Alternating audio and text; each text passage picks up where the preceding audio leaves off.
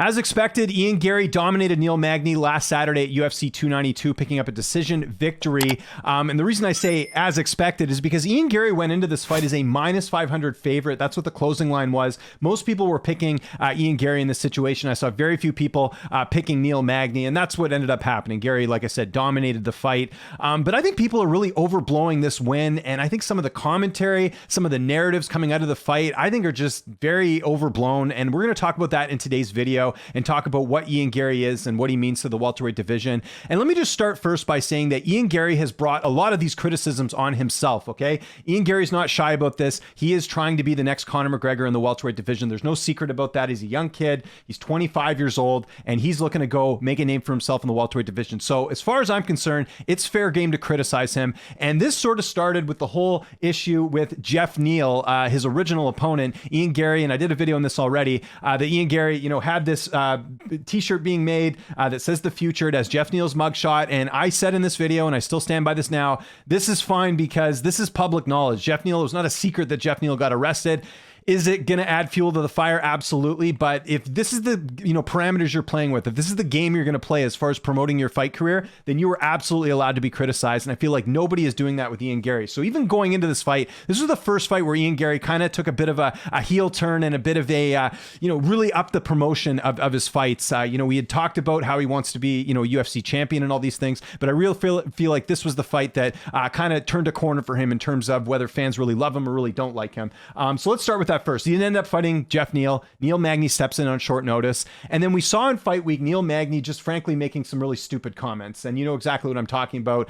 Neil Magny alluding to beating his children. I'm going to read the quote here. He says, "There's a whooping that you give your son now to kind of teach him life a little bit. Being a father, I've been quite accustomed to that kind of whooping now. And that's what I'm looking forward to giving on Saturday." Look, Neil Magny is not a trash talker. Okay. I think this is a very bad analogy. You should not beat your kids at all. I don't believe in that whatsoever. I think what Neil was trying to say was that he was going to show, if I could take a guess here, I think he was kind of meaning like, look, I teach my kids life lessons. I'm going to teach this guy a lesson in the fight. And I think he was sort of referencing his fight experience. But regardless, it was a bad analogy.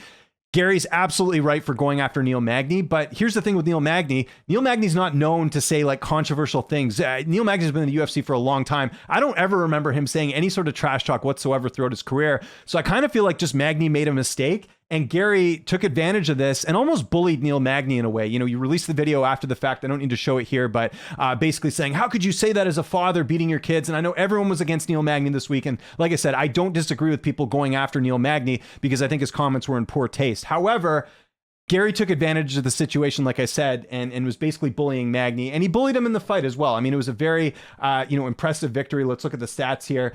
You can see here that Neil Magny had no output in this fight, right? He had 8 strikes in the first round, 11 in the second, 8 in the third. It was total domination by Ian Garry. But if you're watching the fight, and go back and watch it, and unfortunately I can't use any footage because I don't want to get booted off YouTube here, but the UFC was really selling Ian Garry in this fight. And let's call it like it is. Neil Magny hurt his leg early in that fight. In the second round, if I remember, he was hobbling around. It was very evident. I remember if you watch my live stream, which I have up when I was doing play-by-play of the fight, it seemed like Neil Magny was done. I think I even used those exact words, that Neil Magny was done in the fight, and Garry did not finish him. Garry certainly injured Magny. It's not like Magny came in with an injury, although I haven't heard anything about that, but I'm assuming that Magny was healthy to take the fight. He had to do the pre-fight check and all that. So Garry was definitely the one that hurt Neil Magny, but people act like this was some big statement win here for him. And I look at this completely differently, where I think, hey, he wasn't able to finish Neil Magny in 3 rounds when Magny was on one leg.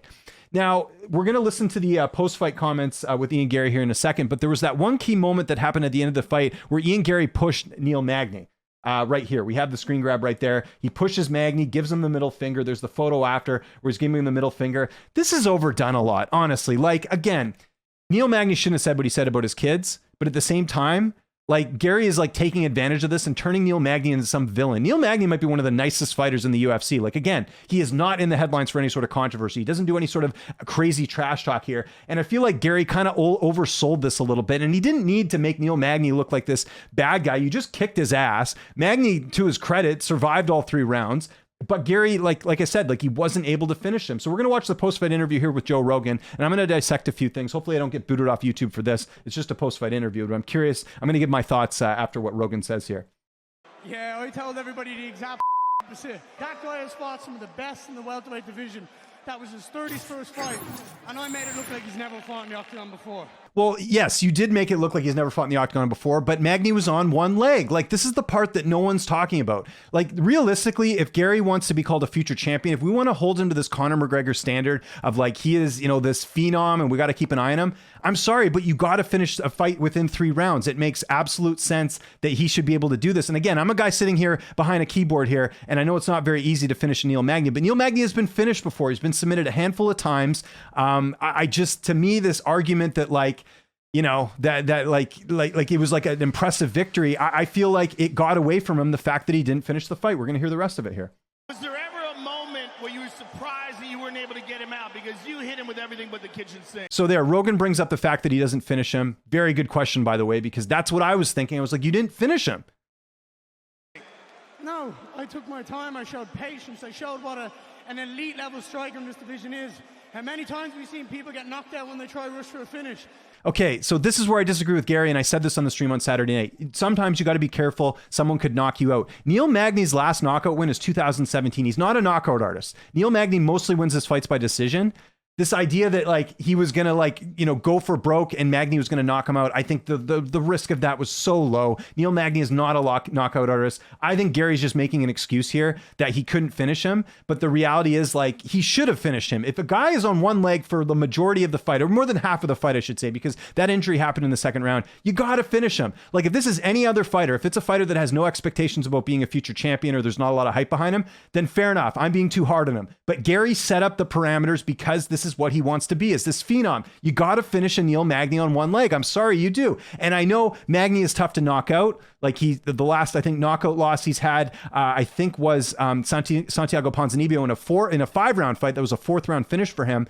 But he's been submitted. Could Garry not knock him down and submit him on the ground? Like Magny's got one leg. He can barely stand up. Get him on the ground and submit him. His leg is already compromised. Why didn't he do that? That's the part that I don't get. And I also don't get why people are not giving Garry flack for this. By the way, I don't think it's necessarily a bad idea that he's kind of trying to work his way up, but look who he calls out here. Give us your thoughts on what you would like to face next. I need to prove myself as the best striker that this division had ever seen. And Joe, I think you can guess where I'm going here. To be the best striker in the world, you need to beat the best strikers. And everybody has Stephen Wonderboy Thompson on that list. So he's calling out Wonderboy. Now look, Wonderboy looked great in his last fight against Kevin Holland, but he's 41. He's getting up there in age. This is very strategic from Ian Garry here calling him out. I think career-wise, this actually makes a lot of sense.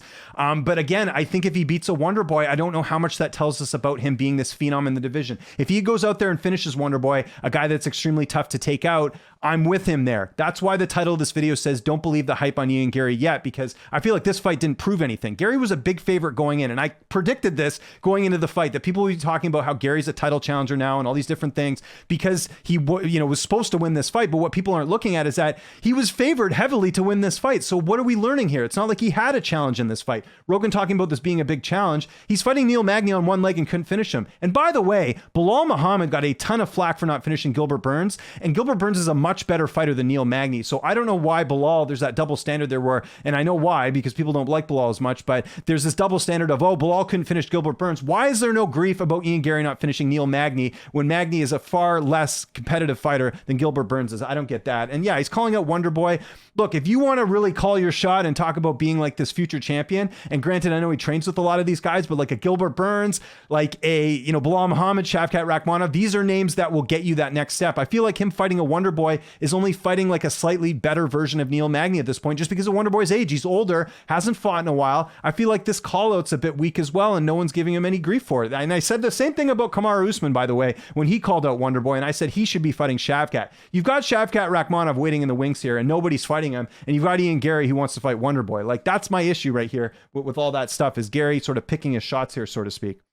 And just back to the fight here for 1 second, I thought the commentary was extra bad here. They were overselling everything that Ian Garry was doing. It was extremely obvious. And I don't blame, necessarily, Anik and these guys, because I think they're being told this by the UFC. Please oversell this. Please overhype this. But to me, this is not a win where we've learned a lot about Ian Garry. I still think we need to learn more here. Again, if Neil Magny was, healthy and he was, not having a compromised leg, I think the fight would have been a little bit closer. But the fact that Magny was on one leg and Garry couldn't finish him, to me, does not give me the vibes of that this is like a Conor McGregor future champion right now. It just isn't. I need to see the next fight, and he can get there. I'm not saying that Garry cannot be that future hyped fighter. I'm just saying people using this fight as the example to me is completely wrong here, because he wasn't able to finish a one-legged fighter. That's how I look at this fight, is that Garry, to me, did the bare minimum to win this fight, and everyone's overselling it. And that's my issue with it. And people, again, going to call me biased or being critical. When you decide that you are going to be the next Conor McGregor, you get every you are allowed to be criticized as far as I'm concerned. It's not like he came out here and was humble and said, hey, credit to Magny for stepping up and taking this fight. He tried to turn Magny into this bad guy. I want to know what you guys think in the comment section below.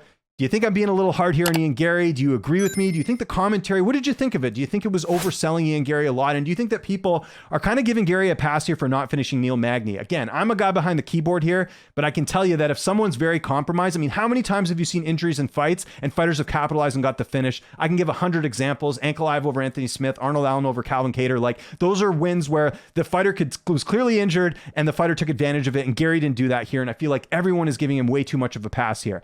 I think there's potential to be a future champion here for Ian Garry. I just think this isn't the fight where we should use as an example. That's all I'm saying here. Follow me on Twitter, TikTok, Instagram, @Lynch on Sports. I'm James Lynch. Thanks so much for watching, and I'll see you next time.